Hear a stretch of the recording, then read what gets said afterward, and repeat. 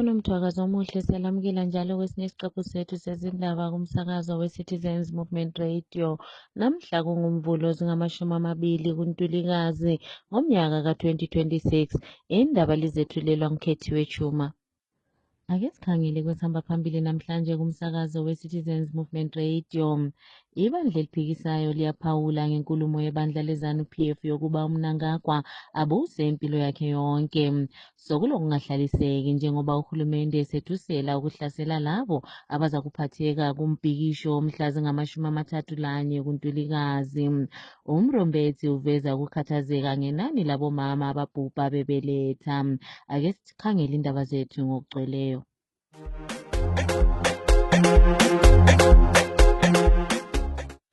Ngemva kokungezelela isikhathi sika-Emmerson Mnangagwa sombuso ngeminyaka emibili, amalunga ebandla leZANU-PF asefuqa ukuba abuse impilo yakhe yonke. Usomlomo webandla eliphikisayo uPromise Mkhwananzi uthi izakhamizi azizukuvumela lokho eZimbabwe ukuba ilizwe liyenziwe indawo yabo yokudlalela. Ake sizweni uMkhwananzi ekhuluma. uZulu weZimbabwe uyakhuthazwa ke ukuthi aqine sivikeleke ukuthi umnumzana uMnangagwa athathe ilizwe alenze lakhe alifake esikhwameni alenzele imuli yakhe enzongani useyinkosi. uMnangagwa isiyinkosi ngomongameli ofuze ukuthi akhethwe nguZulu jikelele weZimbabwe ukuze abe sesikhundleni sobupresident. Lokho akaze kwenzakale. Siyakwazi uMnangagwa angena ngekhu, siyakwazi uMnangagwa akaze wine ukhetho eZimbabwe. Yikho-ke ubone kusenzakala okwenzakalayo ukuthi uzame ukungezelela ukuthi ebelokhu ebusa ebalekela i-election ngoba uyakwazi i-election ngeke ayiwine, njalo uyakwazi ukuthi i-term of office yakhe iphela ngo-2028. Ngalokho-ke sikhuthaza uZulu weZimbabwe ukuthi masibambaneni, sibambe ndawonye, silwele ilizwe lethu, sivikele-ke ukuganga lokho ofuna ukwenziwa nguMnangagwa labanye bakhe. Uhulumende webandla leZANU-PF usephakathi kokwethuka phambi kokuba kube lembhikisho eza kuba khona mhla zingama-31 kuNtulikazi. Ungqongqoshe wezindaba zasekhaya uKazembe Kazembe usexwayisile ukuba bonke labo abaza kuphatheka kule mbhikisho uza kubahlasela.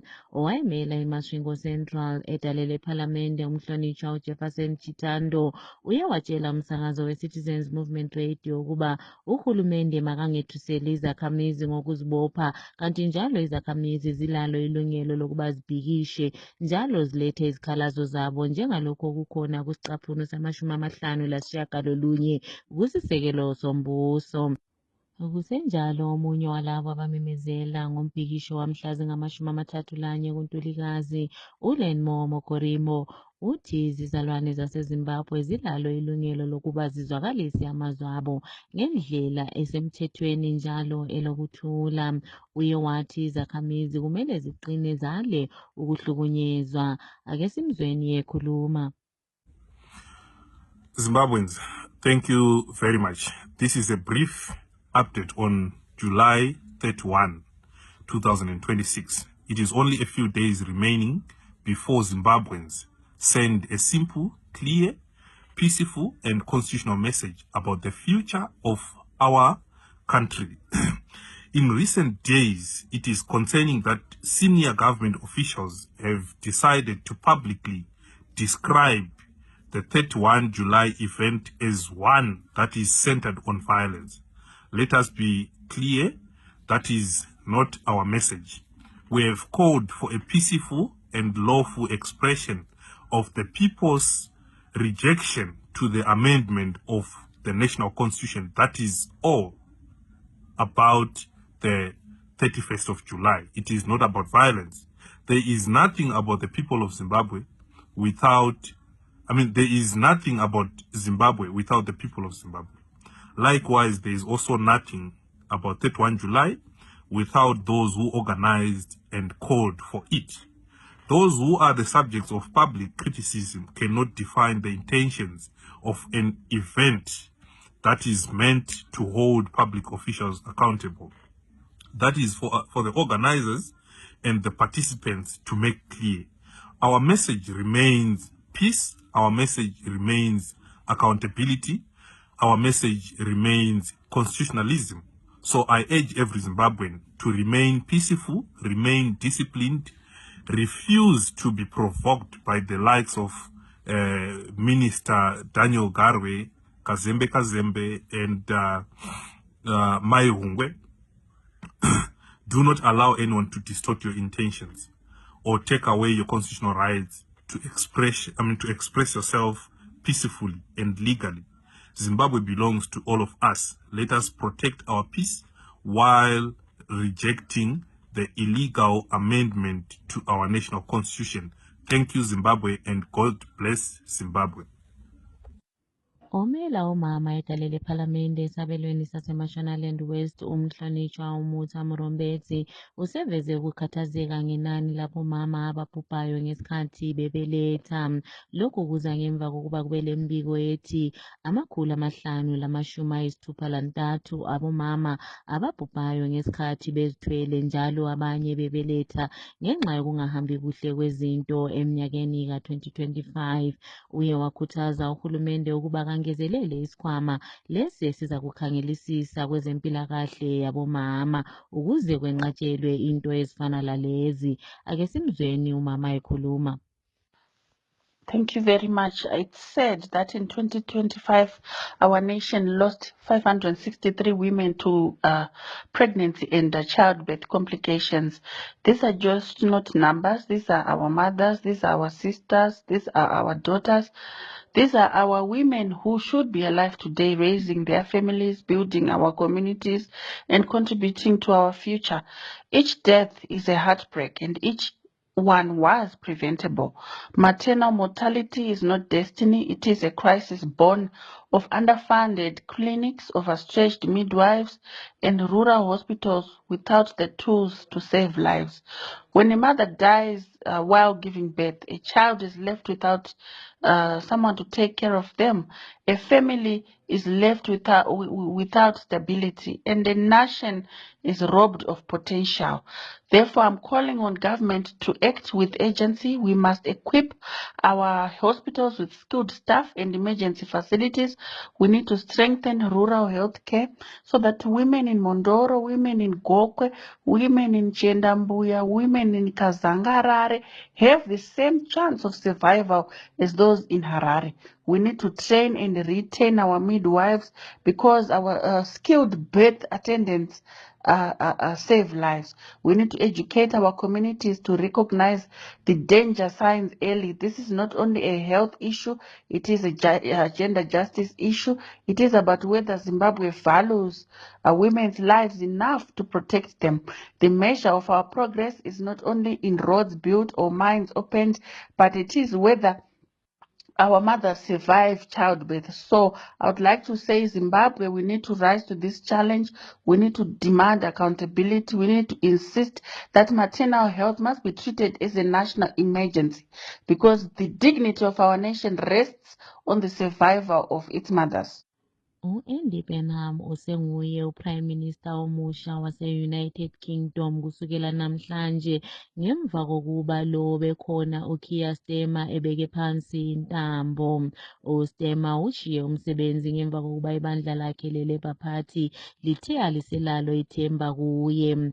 Enkulumeni yakhe yokuqala njengongqongqoshe, u-Andy Burnham uthembise ukwenza utshintsho olukhulu kuleli lizwe ngendlela elibuswa ngayo, kanti njalo uthembise ukuba uza kuletha amandla ebantwini. Ake sizweni ingxenye yenkulumo yakhe. I have just come from Buckingham Palace, where I have accepted His Majesty the King's invitation to form a government.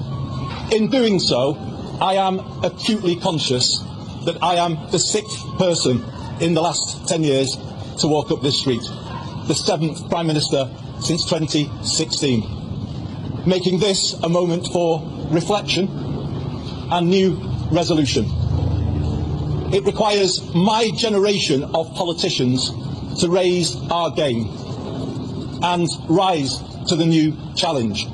Britain needs to show the world that we can regain our stability once again, and that is our challenge, to make politics work, to make it work better. I know people at home are fed up with politics. I hear you, and I want to be honest with you. We have not been good enough, and we need to be better. we will be. We will make this moment a circuit breaker for Britain, bringing forward the biggest changes in the last 40 years. A new political model and a new economic model. In the 1980s, Britain took some wrong turns.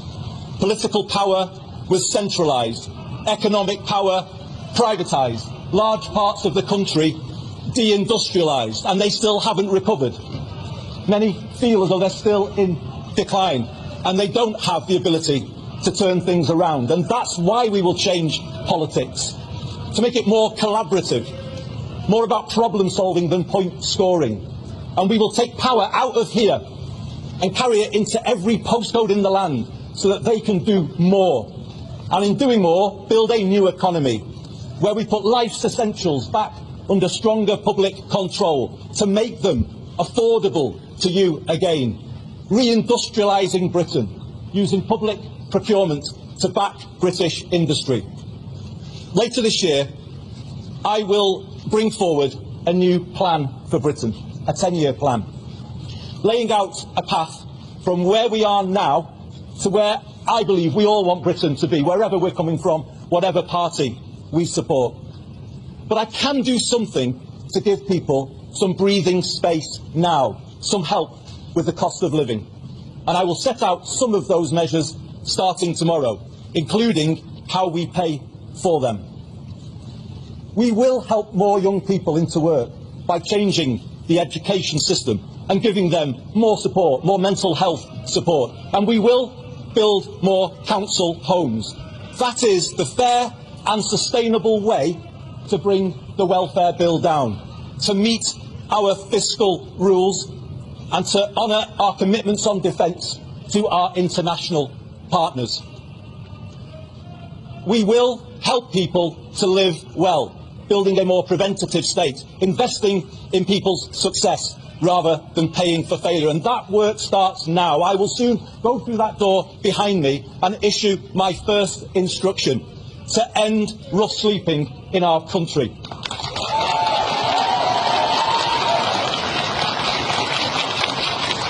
About putting the right values and the right standards at the heart of government. I will put the care of people at the heart of everything I do. I will give this my all, and I ask you all to pull with me. Let's build a new national sense of unity, of common purpose and positivity. Let us make this the moment when Britain starts to believe again, the moment we bring back hope. Thank you very much, everybody. Izakhamizi ziye zathatha ithuba emidlalweni we-World Cup final obukhona phakathi kweSpain le-Argentina izolo ukuze zibhikishe emakhasini okuxhumana zisola umbuso ka-Emmerson Mnangagwa wodlakela. Kumkhankaso wabo ababewubizeka kudlalwe kuhle, izakhamizi ezishiyeneyo ziveze ziphakamise amaphepha alithanga njengendlela yokuveza ukusola ngesinqumo sikaMnangagwa sokuba apasise ukutshintshwa kwesisekelo sombuso ngokwehlandla lesithathu kungayiwanga ku-referendum. Ohlaziya ngezepolitiki uLiam Kanenga uxwayise ukuba uhulumende lo usazokubhekana lembhikisho eminingi evela ezakhamizini njalo abantu sebekhathele ngokuhlukunyezwa.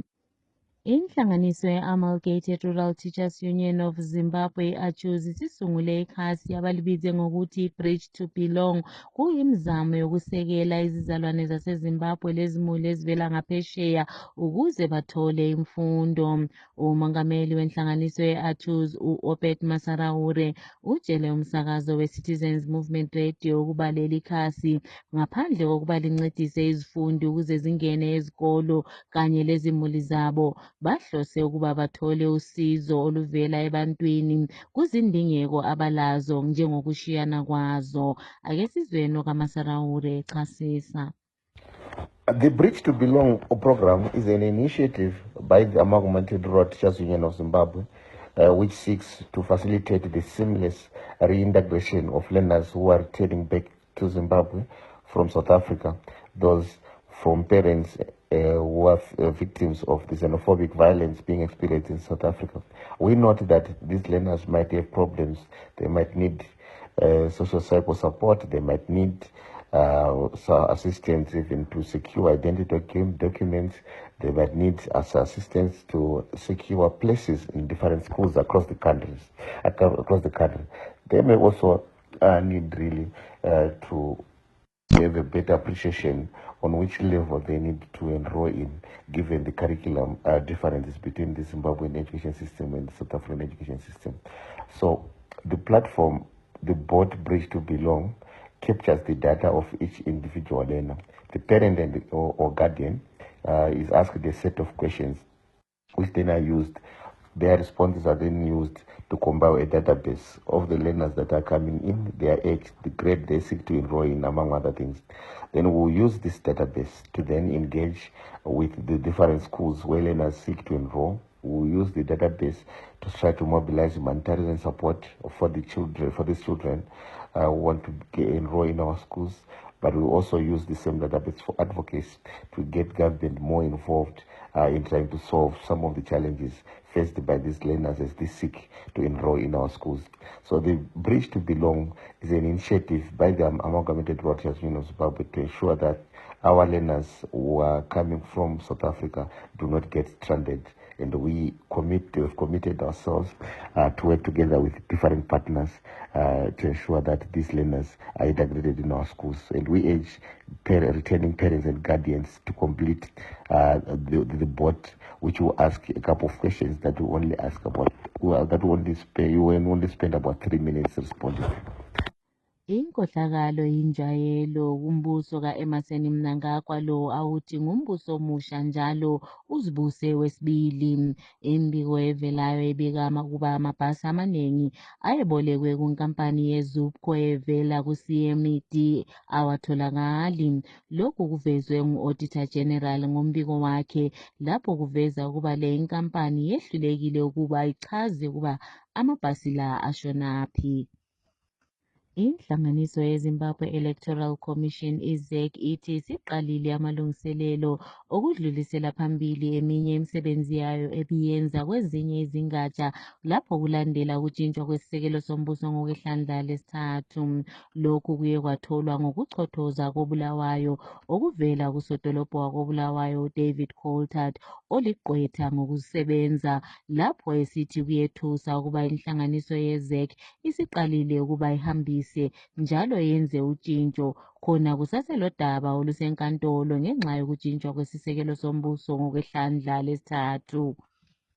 iSpain yaphiwa isicoco sokuba zintshantshi zomhlaba izolo kusihlwa ngemva kokuba benqobe i-Argentina 1-0 ku-FIFA World Cup final. Igoli livele kuFerran Torres, kanti njalo umdlalo lo ungezelelwe isikhathi ngesikhathi uLa Roja ethatha isicoco somhlaba ngokwehlandla lesibili. Umdlali waphakathi waseSpain uRodri nguye obengumdlali odlale ukudlula bonke kulo umdlalo, kwathi uPau Capasi waba nguye umdlali omncane odlale kule imidlalo.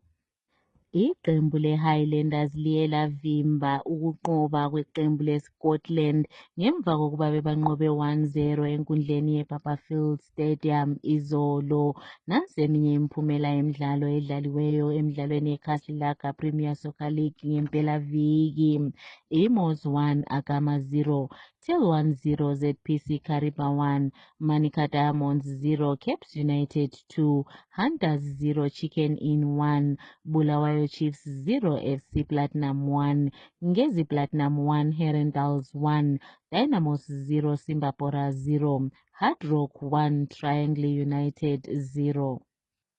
Iqembu labobaba elekhilikithi elase-India lifikile eZimbabwe izolo kusihlwa emidlalweni yabo emithathu ye-T20 International Series lapho beza kudlala leqembu laseZimbabwe. Imidlalo le ikhangelelwe ukuba iqale ngoLwesine enkundleni yeHarare Sports Club.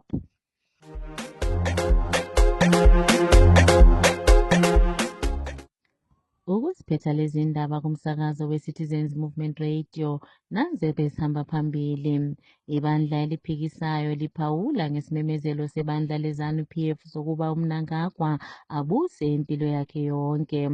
Uhulumende esethukile lapho esethusela labo abantu abaza kuphatheka kumbhikisho wamhla zingama-31.